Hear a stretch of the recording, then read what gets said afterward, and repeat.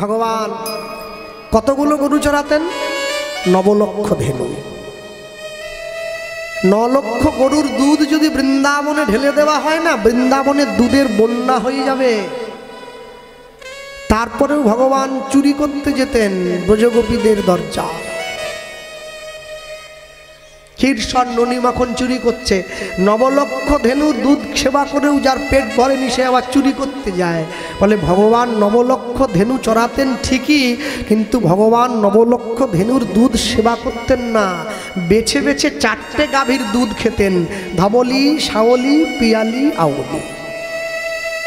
যে 4টে গাভীর দুধ গোবিন্দ সেবা করতেন, সেই 4টে গাভী আবার দূর বনে গিয়ে ঘাস খেত, নরম কচি ঘাস, কেন দুধের স্বাদটা মিষ্ট হয়, গোবিন্দ সেবায় লাগে।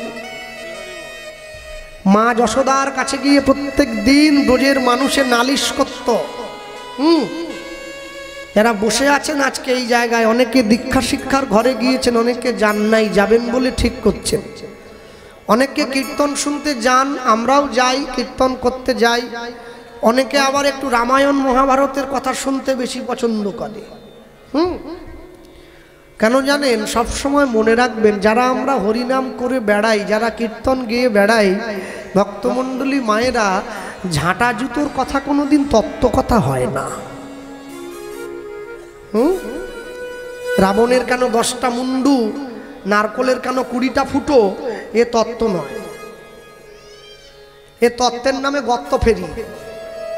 এ তত্ত্ব হলো মেয়েরা পায়ে কালো কার কেন পরে, কীর্তন নিয়ে বলতেছি। আর এই যে ইউটিউবগুলো, এই যে ছেলেগুলো এসছে, ওরা ভিউয়ার পাবে, ওরা আবার হেডলাইন দেয়, বিরাট বড় সিদ্ধান্ত দিলেন শিল্পী, কেন মেয়েরা কালো কার পরে, তত্ত্ব ফাটি দিচ্ছে একবারে, আসর কাঁপি দিচ্ছে একবারে। হ্যাঁ, কি রে, কালো পড়ুক, লাল পড়ুক, নীল পড়ুক, হলুদ পড়ুক, আমার বাবার কি, যার ভালো লাগবে পড়বে, আমার তাতে কি। আমি দেখবো তুলসী মালা পড়ছে কিনা। হ্যাঁ, তুলসীর মালা পরা চাই, যে নিরামিষ খাও সেও পড়বে, যে আমিষ খাও সেও পড়বে। আমি অজুহাত শুনবো না, আমি অজুহাত দেওয়া পছন্দ করি না।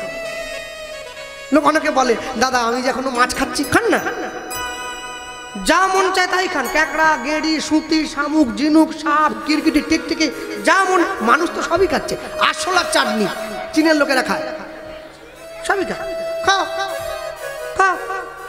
মালা পরবে, যারা আমিষ খায় তারা মালাটা কণ্ঠের থেকে নামিয়ে পড়বে, যারা নিরামিষ খাও কণ্ঠের সঙ্গে লাগিয়ে পড়ো, তবে পড়ো, কেন জানো, লাইনে দাঁড়াও, তবে তো ডাক পাবে। হ্যাঁ, মালা পড়তে হবে। আকাশের শোভা চাঁদ, চাঁদের শোভা তারা, বৃন্দাবনে কৃষ্ণ শোভা, নদীয়ার শোভা গোরা, গ্রামের শোভা বাড়ি, আর রাস্তার শোভা গাড়ি। বাকিটা বলবো, মুসলমানের শোভা তার বড় বড় দাড়ি। কিন্তু আশ্চর্য কি, সনাতন হিন্দু ধর্মের মানুষ হয়ে তুমি তুলসীকে অপমান করবে। তুলসীর মালা কণ্ঠে যদি না রাখো, তাহলে তোমার জীবনের সর্বৈব কিন্তু বৃথা। এটা নিয়ে অনেক অন্তরায়ও রয়েছে অনেকের মধ্যে। বলে তুলসীকে ভালোবাসা, তুলসীকে সেবা করা, তুলসী গাছে জল দেওয়া, এটা এর কোনো বৈজ্ঞানিক যুক্তি নেই, এটা অবৈজ্ঞানিক। বেশ, মেনে নিলাম, হতেই পারে। তুলসী গাছে জল দেওয়া এটা অবৈজ্ঞানিক, এটা ঠিক। এটা যেমন ঠিক, তার সঙ্গে সঙ্গে এটাও তো মানতে হয়। তা তুলসী গাছে জল দেওয়াটা যদি অবৈজ্ঞানিক হয়, তাহলে 25শে ডিসেম্বর ঝাউ গাছে চুনি লাইট দেওয়াটাকে বৈজ্ঞানিক? এটা আরো বড় অবৈজ্ঞানিক। পরের কথায় কান না দিয়ে নিজের কর্মে নিজে স্থির হও, নিজের লক্ষ্যে এগিয়ে চলো। অনেক মানুষে অনেক কথা বলবে, তুমি কারো কথায় কান দিলে নিজে পিছিয়ে পড়বে। কেন জানো? দেখবে আস্তে কথা বলবে না। আশ্চর্য কি, দেখবে সবসময়ের জন্য যে লোকটা নেশা করে রাস্তায় উল্টে পড়ে রয়েছে, মদ খেয়ে না, ওকে কেউ কিন্তু টন্টিটকিরি কাটে না। কেন বলো তো? ও তো পড়েই আছে, ও পড়েই আছে, ওকে ফেলবার জায়গা নেই। কিন্তু যে মানুষটা মালা তিলক নিয়ে রাস্তা দিয়ে হেঁটে চলে যাচ্ছে, তাকে লোকে টন্টিটকিরি করে। কেন জানো? সমাজ জানে ও আমাদের থেকে এগিয়ে চলে যাচ্ছে, তাই সবার আগে ওকে টেনে নিচে নামাতে হবে, তাহলে মুশকিল। এই জন্য কারো কথায় কান দেবে না। ঈশ্বর ভজনের পথে বহুবিধ বাধা আসবে, অনেক সমস্যা আসতে পারে, কিন্তু সেই কথায় তুমি যদি কান দাও, যদি নিজেকে সেই অঞ্চলে গা ভাসিয়ে দাও, তুমি কিন্তু নিজে প্রকৃত সন্ধান পাবে না। প্রকৃত সন্ধান পাবে না। আর প্রকৃত সন্ধান তুমি যদি না পাও, তাহলে তুমি জানবে জীবনে মানুষ স্বরূপে জন্ম নিয়ে তোমার জন্মটা বৃথা হয়ে গেল। 3 ঘন্টার পরীক্ষার উত্তর দেওয়ার জন্য আমরা 2 বছর সময় দিয়েছি, 9, 10 মাধ্যমিক, 11, 12 উচ্চ মাধ্যমিক। তাহলে 3 ঘন্টার পরীক্ষার উত্তর দেওয়ার জন্য 2 বছর সময় নষ্ট করেছি। আমি মানব জীবনের উত্তর বের করব, নিজেকে কতক্ষণ সময় দিয়েছি? আমার গুরুদেব বলতেন, বলে কৃষ্ণ জানিস, গরুও খায়, মানুষও খায়, কুকুরও ঘুমায়, মানুষও ঘুমায়, কুকুরেরও সন্তানাদি হয়, আমাদেরও সন্তানাদি হয়। তাহলে কুকুরের সঙ্গে আমাদের তফাৎ কি? আপনি যদি কুকুরকে খাওয়া দাওয়া দিয়ে লালন পালন দিয়ে বাড়িতে পোষ্য করে রাখেন না, যদি পুষে রাখেন, তাহলে দেখবেন বিপদে পড়লে কুকুরটা নিজের জীবন দিয়ে আপনাকে রক্ষা করবে। কিন্তু যদি আপনি আমাকে খাওয়া দাওয়া দিয়ে বাঁচিয়ে মানুষকে ঘরে রাখেন না, বিপদে পড়লে সবার আগে ছুরিটা নিয়ে আপনার বুকে ঢুকিয়ে দেবে। কুকুরের সঙ্গে তফাৎটা কি জানেন? কুকুরের সঙ্গে মনুষ্য জীবের সব থেকে বড় তফাৎ হলো, কুকুর কোনোদিন কৃষ্ণ বলে কাঁদতে পারবে না, মানুষ পারবে। কুকুর কোনোদিন সাধুগুরু বৈষ্ণবের চরণে গড়াগড়ি দিতে পারে না, মানুষ পারে। এটাই মনুষ্য জীবনের সব থেকে চরম প্রাপ্তি। আর এই প্রাপ্তিটা যতক্ষণ পর্যন্ত তোমার জীবনে, তোমার অন্তরে না আসে, তুমি ততক্ষণ পর্যন্ত নিজেকে কোনোদিনের জন্য প্রকৃত ঈশ্বরের সন্তান, আমরা যে সবসময় লোকের মুখে শুনতাম শ্রীনন্ত বিশ্বে অমৃতস্য পুত্র, আমরা অমৃতের সন্তান, মুখে বললে হবে না, তার প্রমাণ দিতে হবে। তো যে বাড়ির স্ত্রী, যে বাড়ির বৌমা অনেক ভালো রান্না করে, সে আদর্শ গৃহবধূ নয়। যে বাড়ির বৌমা দেখতে অনেক সুন্দরী, সে আদর্শ গৃহবধূ নয়। যে বাড়ির স্ত্রী অনেক দূর লেখাপড়া করেছে, সে আদর্শ গৃহবধূ নয়। যে বাড়ির স্ত্রী অনেক সুন্দর করে ঘর গুছাতে পারে, সে আদর্শ গৃহবধূ নয়। যে বাড়ির স্ত্রী নিজের পরিবারকে হাত ধরে গোবিন্দ চরণটা চিনিয়ে দিতে পারে, সে হচ্ছে আদর্শ গৃহবধূ। তা না হলে বলতে পারেন, আজ থেকে 10 বছর পিছনে নয়, বর্তমান সমাজে দেখুন, একটা মেয়ে বাবার বাড়ি থেকে শ্বশুর বাড়িতে আসছে, তার গলে কণ্ঠি আছে, হাতে জপের মালা। কেন বলুন তো? কি দরকার? দরকার কি ছিল? সে জানে সমাজে সবাই থেকে যাবে, সবাই নিজের কর্ম করবে, আমাকে চলে যেতে হবে, আমাকে চলে যেতে হবে। কাল রূপে সংসারেতে পক্ষ বাসা করে, ফল রূপে পুত্র কন্যা ডাল ভাঙি পড়ে। কেউ থাকবে না সঙ্গে। জীবন প্রদীপের তেল বড় অল্প। আমার জীবনের পরমায়ুটা যখন বিনষ্ট হয়ে যাবে না, একটু একটু করে প্রদীপের তেলটা ফুরিয়ে যেতে যেতে এদিনকে পুরো প্রদীপের তেলটা ফুরায়ে যাবে, প্রদীপটা আস্তে করে নিভে যাবে। কিন্তু এই নিভে যাওয়া প্রদীপ যখন নিভেই যাবে, তাহলে এমন একটা কর্ম করে গেলে হয় না যাতে প্রদীপটা কোনোদিন না নেভে। কবির ভাষায় আছে তো, এনেছিলে সাথে করে মৃত্যুহীন প্রাণ, মরণে তাহাই তুমি করে গেলে দান। ছোট প্রাণ, ছোট ব্যথা, ছোট ছোট দুঃখ কথা, আছে কত মরম অভিক্লেশ, পুরায় মনেরও ব্যথা, জুড়ায় মনেরও কথা, শেষ হয়ে হইল না শেষ। ভক্তমণ্ডলী, ভক্তিমতী মায়েরা, সব সময়ের জন্য মনে রাখবেন, যারা ব্রজবাসী, যারা বৃন্দাবনে বাস করে, যারা বসে শুনছেন আজকে অষ্টকালীন লীলাব্রত, মনে রাখবেন, ব্রজবাসীদের কাছে যেতে না পারেন, অন্তত ঘরে বসেও হলে মাঝে মাঝে ব্রজবাসীদের কথা চিন্তা করবেন। এতেও পর্যন্ত কৃষ্ণ প্রাপ্তি হয়, এতেও কৃষ্ণ প্রাপ্তি হয়। হ্যাঁ, ব্রজবাসীদের কথা অন্তরে চিন্তা করতে হয়। ব্রজবাসীদের প্রেম কেমন জানেন? সন্ধেবেলা হয়তো ঘাটে বাসন মাজছিল, আর যেই সন্ধে হচ্ছে, বৃন্দাবনে তো প্রচুর মন্দির আছে, প্রচুর মন্দির, হ্যাঁ, হয়তো ঘাটে বাসন মাজছে, আর যখনই ঘাটে বাসন মাজছে, কোনো মন্দিরে সন্ধে আরতি শুরু হয়ে গেছে, ও কী করলো জানেন? চট করে হাতটা ধুয়ে ওই অবস্থায় ছুটে মন্দিরে চলে গিয়েছে, পরিক্রমা করছে। কই, আপনার তো সে সৌভাগ্য নেই, তো আমার তো নেই, তো কেন? আমার বাড়ির পাশে মন্দির নেই, আমি ভগবানের নামের ধ্বনি মন্দিরে শুনতে পাই না, আর যদিও শুনতে পাই, আমি ইচ্ছে করেও যাই না, আমি ইচ্ছে করে যাই না। আর আমি যদি না যাই, তাহলে কি করে নিয়ে যাবে? লোকে বলে না, সময় যখন হবে তখন সে তোমায় ঠিক সময়, সময় কোনোদিনও হবে না, সময় কোনোদিনও হবে না। ভূতশ্চ শরীর ইদানী সর্বাত্মানম সুখোদীপ। এই ভূতময় শরীর সর্বদা সুখের অন্বেষণ করতে ছুটে যায়। তদাভি হৃদয় গোবিন্দ কমলে নৌ চরণাম বুঝে সমাজ। কখনো কখনো ভুল ভ্রান্তি করেও যদি একবার গোবিন্দ চরণের প্রতি ধাবিত হয়, শ্রী গোবিন্দ পরাণশ্চ ইতি ভাব সমুদ্ভবেত। তার ভাবাড্ড মনুষ্য যোনি শচী গর্ভ সিন্ধু মাঝে, অন্তরিক্ষে বিশাচক্ষু কৃষ্ণাস্তু ভগবান স্বয়ং। হ্যাঁ, যদি একবার সে কৃপা করে ছুটে যায় তাহলে কি হবে, তার দুটো দিক একসঙ্গে সাধিত হবে। সাধিত হবে কি, যদি সে নারী জাতি হয়, যদি সে নারী হয় তাহলে শচী মায়ের মতো সে নিমাইকে গর্ভে ধারণ করবার মতো দেহ অর্জন করবে। আর যদি সে পুরুষ হয় তাহলে একটি বারের জন্য হলেও সে ছুটে গিয়ে বিদুরের মতো গোবিন্দ চরণটা লাভ করতে পারবে। সব সময়ের জন্য মনে রাখবেন, অনেক অনেক মানুষ আছে যারা অনেক অনেক উচ্চবিত্ত, অনেক উচ্চ শিক্ষিত, তাই ব্রজের প্রেম রস আস্বাদন করা সবার দ্বারা সম্ভব নয়। ব্রজের প্রেম আস্বাদন এত সহজ নয়। অক্রুর যখন রথ নিয়ে কৃষ্ণকে নিতে আসা এসেছিল না বৃন্দাবনের মাটিতে, বৃন্দাবনের ব্রজগোপীরা লাইন দিয়ে দুদিকে দাঁড়িয়ে আছে, অক্রুর নিয়ে চলে যাবে কৃষ্ণকে। আচ্ছা, তো কাল বলে কালা গেল মধুপুর, সে কালের কত বা বাকি, আমার যৌবন সায়রে শরীরতেছে ভাটা, তাহারে কেমনে রাখি, নারীর যৌবন জোয়ারের জল গেলে না ফিরিবে আর, জীবন থাকিলে বধুয়া পাইব যৌবন মেলানো ভার, যাও সহচরী জানিয়ে আইস বধু আসে কিনা আসে, নিটুরের পাশে আমি যাব চলি কহে দ্বিজ চণ্ডীদাসে। অক্রুর নিতে এসছে, ব্রজগোপী দাঁড়িয়ে কাঁদছে। আর এমন সময় রাধারানী ডাক দিয়ে ললিতার হাত ধরে বলছে, ললিতা আচ্ছা আমরা তো কৃষ্ণ বিনে বাঁচতে পারবো না, কত ভালোবাসে দেখো, আমরা কৃষ্ণ বিনে বাঁচতে পারবো না। আচ্ছা একটা কাজ করলে হয় না, আমরা যদি ওই রথের চাকার আগের দিকে গিয়ে শুয়ে পড়ি, অক্রুর যখন রথটা চালিয়ে নিয়ে যাবে আমাদের দেহটা যদি চাকার তলে দিয়ে দেই তাহলে চাকাটা আমাদের দেহের উপর দিয়ে যাবে, আর রথের যে ওজন তার উপরে আমার বধূর যে ওজন সে তো বিশ্বম্ভর, যে অর্জুনকে বিশ্বরূপ দর্শন করিয়েছে, সে যখন আমাদের দেহের উপর দিয়ে রথটা নিয়ে চলে যাবে, কৃষ্ণ বিনে প্রাণ যাওয়ার থেকে কৃষ্ণ সঙ্গে নিয়ে প্রাণ ত্যাগ করে দেওয়া ভালো।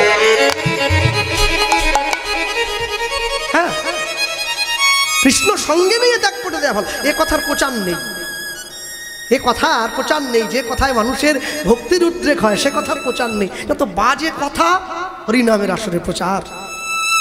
ললিতা বলছে, রাধে তুই অক্রুরকে কি ভাবলি, ভালো করে তাকিয়ে দেখ, আমার অক্রুর যে কৃষ্ণকে বড় ভালোবাসে রে, তাই আমরা কৃষ্ণকে ভালোবাসি। তাই ভালোবাসার মানুষ কি কোনোদিন আরেকটা ভালোবাসার মানুষের উপর দিয়ে রথের চাকা চালিয়ে দিতে পারে? দেখেন না, আমি অনেক অনেক টোটোওয়ালাকে দেখেছি, আগের দিকে লেখা আছে টোটোর আগের দিকে, ভালোবাসা ভালোবাসো শুধুই তাকে, ভালোবাসায় ভালোবাসা দিয়া বেঁধে যে রাখে। দয়া করে এই কথাটা টোটোর আগের দিকে লিখে এ কথার মর্যাদা লঙ্ঘন করবেন না। এ কথার অর্থ আপনারা জানেন না। লিখছেন কি জন্যে, লিখছেন কি জন্যে? শরৎচন্দ্র চট্টোপাধ্যায় বলেছিলেন, হে গোবিন্দ আমি তোমার সঙ্গে প্রেম করতে চাই না। কেন কেন প্রেম করবো না জানো?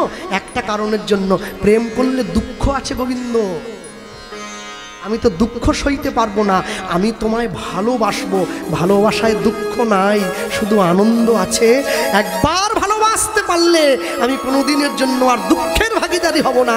তাই আমি প্রেম করব না, আমি ভালোবাসবো। হরিবল হরিবল। সম্মুখে নিয়ে গিয়ে দাঁড়িয়েছে, আর যখন দাঁড়িয়েছে তখন রাধারানী বলছে, আচ্ছা আরেকটা বুদ্ধি করলে হয় না সখী? কি বুদ্ধি?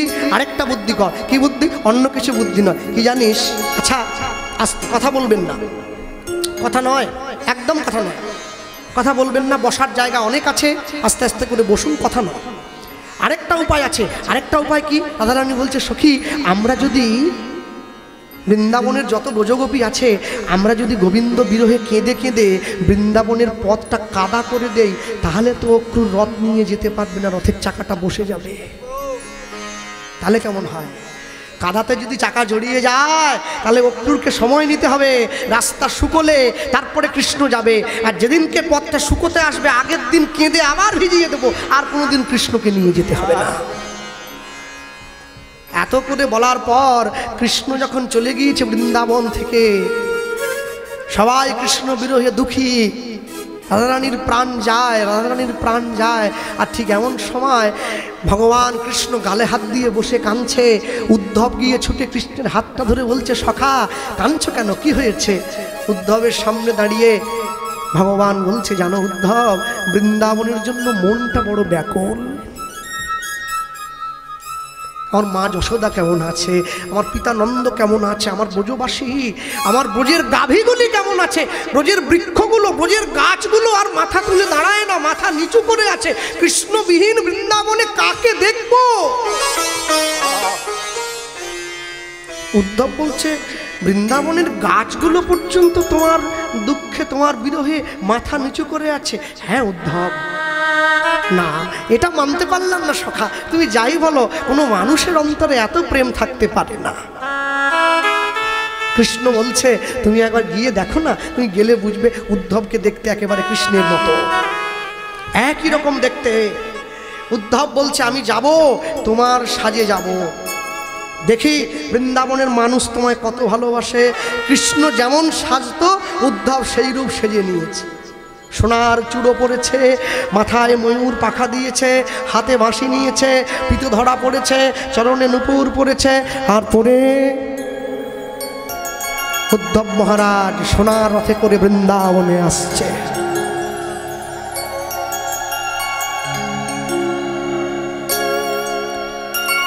আর এই যে উদ্ধব মহারাজ বৃন্দাবনে আসছে, এই বৃন্দাবনে আসতে গিয়ে উদ্ধব মহারাজ এক পা দু পা করে যেই বৃন্দাবনের মাটিতে পা দিয়েছে, গাছের ওপর থেকে একটা কণ্ঠস্বর ভেসে এলো। দুটো পাখি, সুখ আর শাড়ি, তারা চোখ বন্ধ করে বসে আছে। সুখ শাড়িকে ডেকে বলছে, ওহে শাড়ি, এতদিন পর্যন্ত কৃষ্ণহারা বৃন্দাবনে আমরা চোখ বন্ধ করে বসে রইলাম, আর বেশি দিন যদি বসে থাকি আমাদের চোখ দুটো তো অন্ধ হয়ে যাবে। কি? শাড়ি বলছে, যে নয়ন কখনো গোবিন্দ বদন দর্শন বিনা নয়ন মেলে নাই, মেলে না। যেই নয়ন কখনো গোবিন্দ চরণ দর্শন বিনা কর্ম করে নাই, কর্ম করে না। যে নয়ন কখনো গোবিন্দের স্নেহের পরশ বিনা মুদ্রিত হয় নাই, হয় না। কৃষ্ণহারা বৃন্দাবনে সেই নয়ন থেকে আর লাভ কি আছে, লাভ কি আছে? এর থেকে যদি চোখ দুটো অন্ধ হয়ে যায় তবু বুঝবো, চোখ অন্ধ হয়ে গেলেও তাতেও ভালো। তবু কৃষ্ণহারা বৃন্দাবনে তো কাউকে দেখতে হবে না।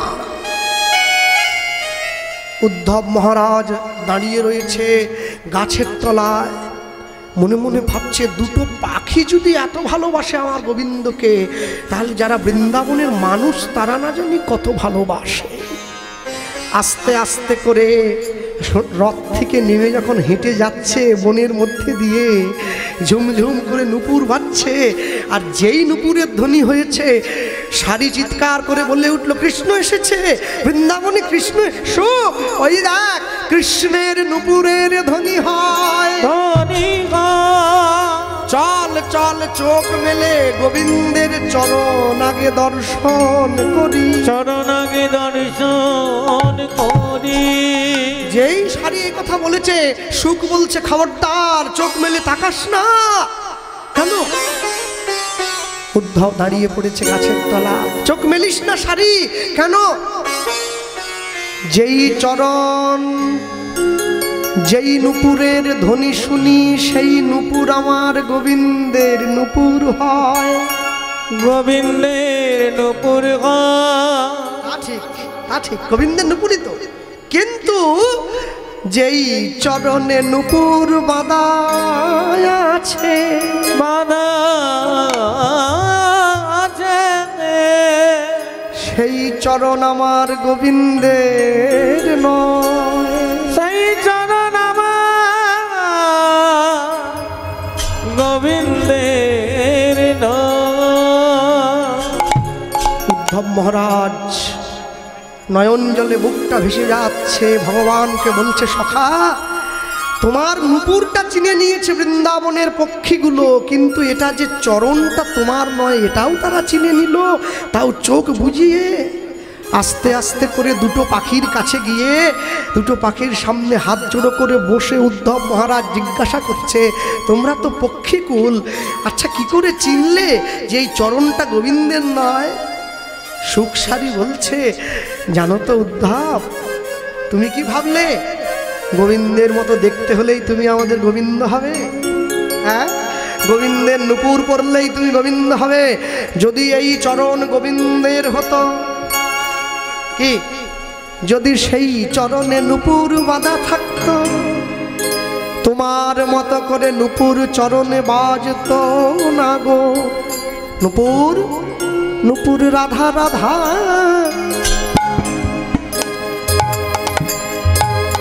বলে বাজিতো, উলুধ্বনি হৃদয় বলে বাজিতো, যদি চরণ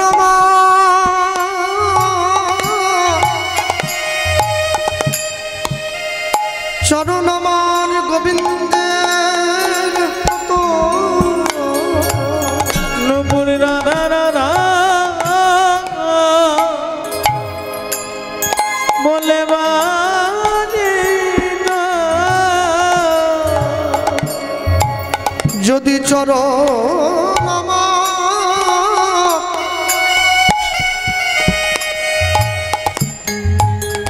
এই পৃথিবীতে যত শক্তিশালী প্রাণী আছে, শক্তিশালী পশু আছে না, সব থেকে বেশি শক্তি আছে হাতির গায়ে, তাই তো?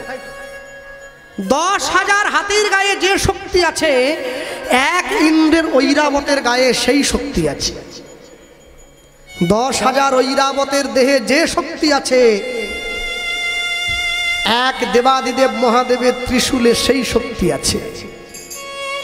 10,000 দেবাদিদেব মহাদেবের ত্রিশূলে যেই শক্তি লুক্কায়িত আছে, এক সুদর্শন চক্রে সেই শক্তি লুক্কায়িত আছে। 10,000 সুদর্শন চক্রে যেই শক্তি লুক্কায়িত আছে, এক গোবিন্দের মুরলীর ধ্বনিতে সেই শক্তি লুক্কায়িত আছে। 10,000 গোবিন্দের মুরলীর ধ্বনিতে যেই শক্তি লুক্কায়িত আছে, এক কৃষ্ণের রূপছটায় সেই শক্তি লুক্কায়িত আছে। 10,000 কৃষ্ণের রূপজ্যোতিতে যেই শক্তি লুক্কায়িত আছে, এক রাধারানীর চরণতলে তার থেকে অধিক শক্তি লুক্কায়িত আছে।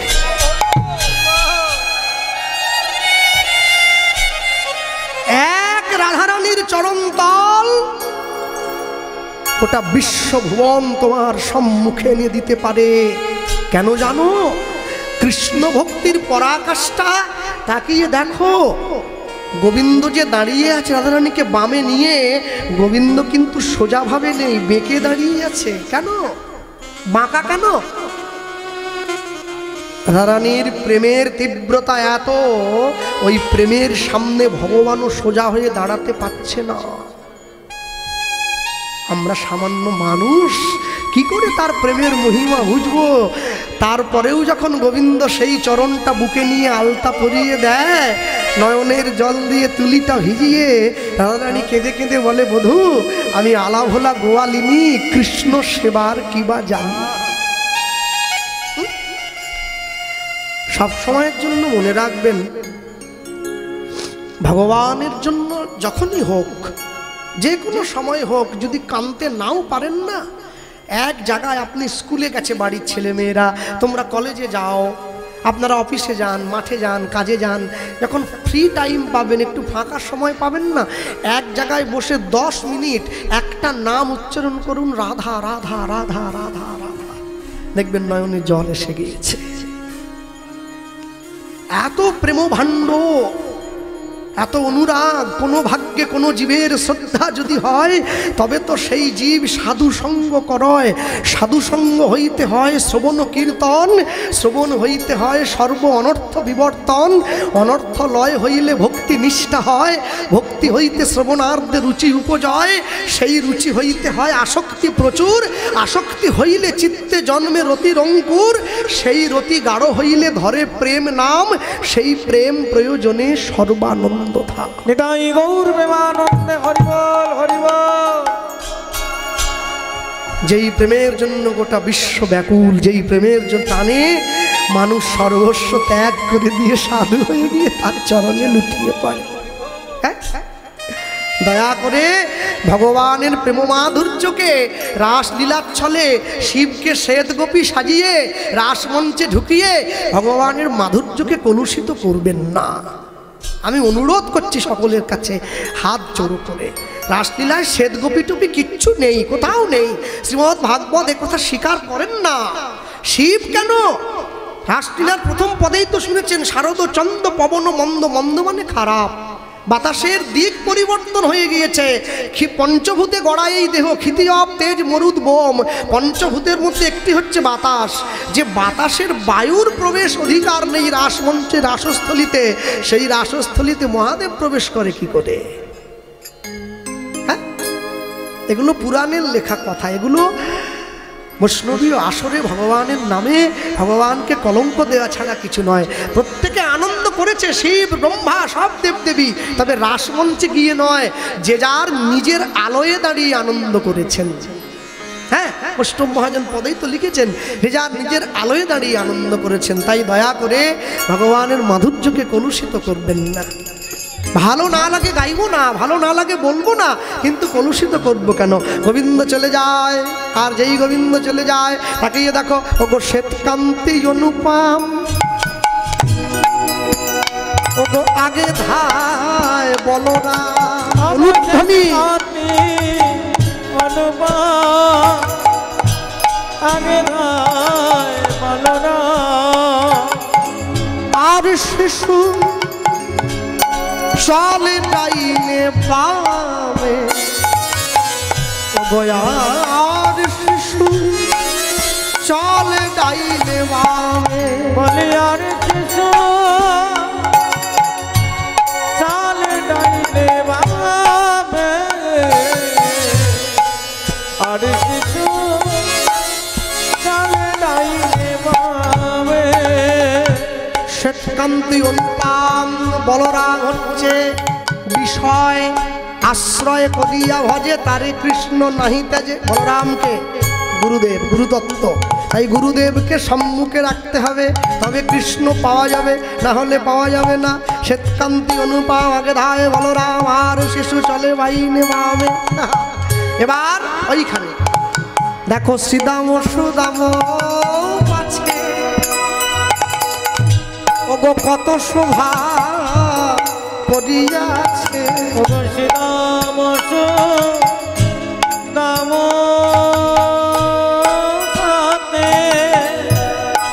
কত শোভা করিয়াছে। তার মাঝে নব ঘন শ্যাম, তার মাঝে নব ঘন শ্যাম, ওগো তার মাঝে নব ঘন শ্যাম, তার মাঝে নব ঘন শ্যাম। ওগো ঘন বাজে সিংহ বেনু, ওগো গগনে গোকুর রেণু, ওগো ঘন বাজে সিংহ বেনু, ওগো গগনে গোকুর রেণু, ওগো পথে চলে করি কত রঙ্গে, পথে চলে করি কত রঙ্গে, ওগো পথে চলে করি কত রঙ্গে, ওগো পথে চলে করি কত রঙ্গে। যতে গোরা খাল গণ তারা দিয়া ঘন যতে গোরা খাল ঘন তারা দিয়া ঘন বলরাম দাস চলু সঙ্গে লুধ্বনি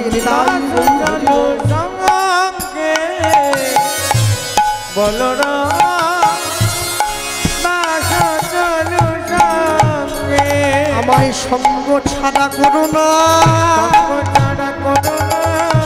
ওই সঙ্গ ছাড়া করো না বলিও হে আমার প্রাণ গোবিন্দ বলিও হে আমার প্রাণ গোবিন্দ বলিও হে আমার প্রাণ গোবিন্দ আমায় দেহ চরণার বৃন্দ নিতাই ধরিব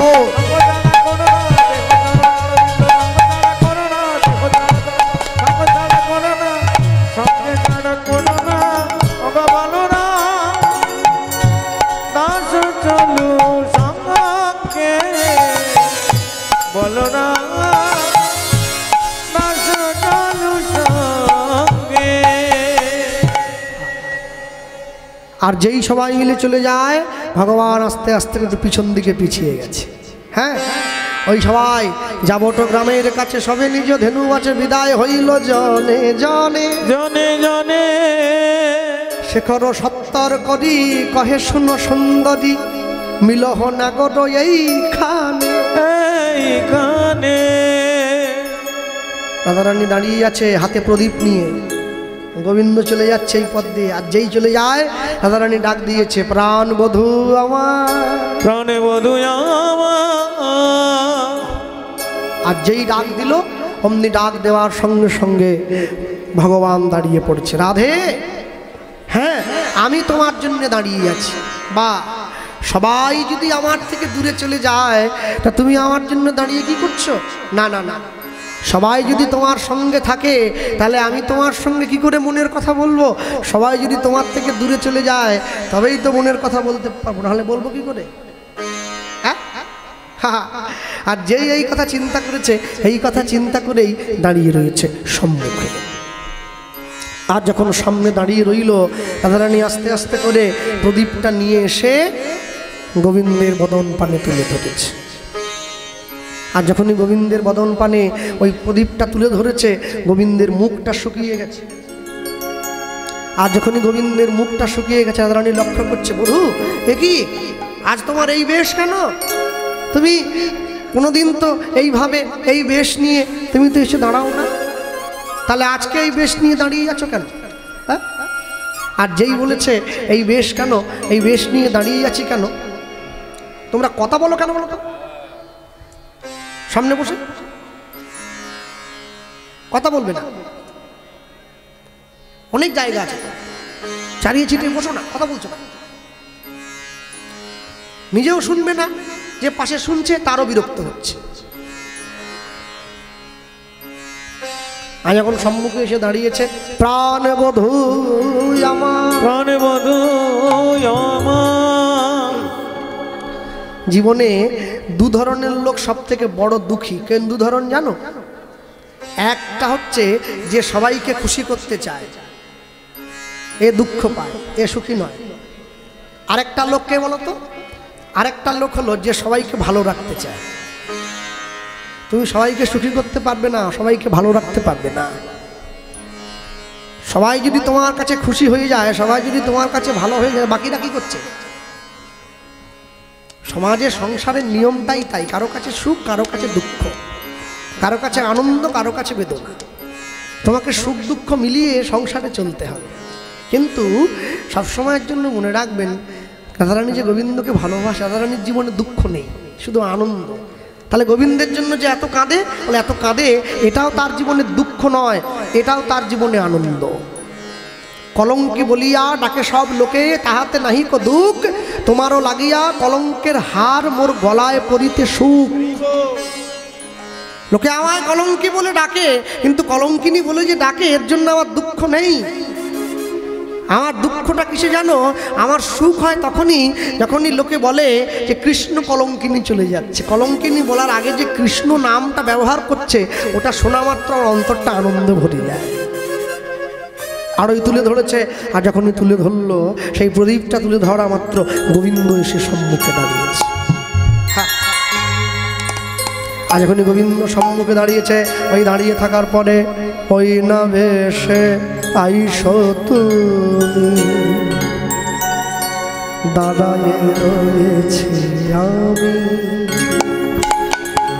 ওই না ভেসে আইসো তুমি, অনুধ্বনি ওগো দাঁড়ায়ে রয়েছি আমি।